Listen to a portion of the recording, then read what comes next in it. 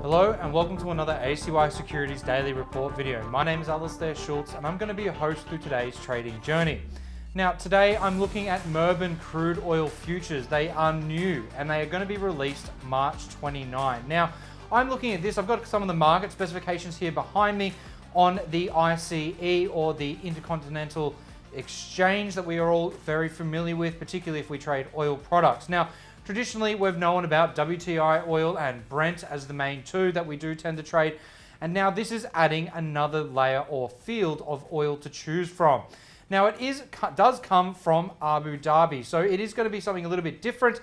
And it shows that there might be a little bit of a split in the oil well, if you will say, for the OPEC regioning. Now let's have a look at a little bit more of the details. Now looking at the nitty gritties that we've got going on, 29th of March is the actual release date. It is going to be on the Intercontinental Exchange or the ICE. And buyers can buy and sell anywhere globally, very similar to the WTI counterpart or West Texas, where any buyer can buy the oil and then have it shipped to wherever it needs to go for the sale point of view. Now, it does have the ability here to actually undercut what prices we see from Saudi Arabia. So I'm looking at this as a bit of a scenario in which we might find ourselves dealing with some different oil pricing moving into the future. It's likely to outshine the Brent and WTI counterparts, and they're obviously going to want to try and attract as many people using their exchange, or at least their futures, as often as possible, and trying to get a bit of a share of the market. So not only will Russia probably have a bit of a problem with the Americans, we're probably now going to be seeing a similar sort of scenario with the new entrant into the market. Now, this does give us a little bit more of an interesting tale to tell when it comes to the Saudi Arabia and Abu Dhabi sort of look at things.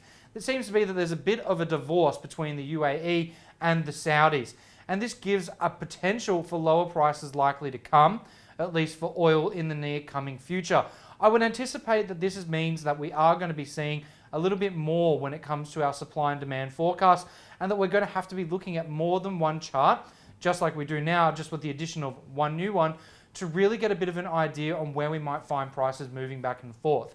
So I will do a little bit more on this when more becomes available. Obviously, on the day of trading on the 29th of March, I'm going to be having a very close eye on how we see our oil prices move.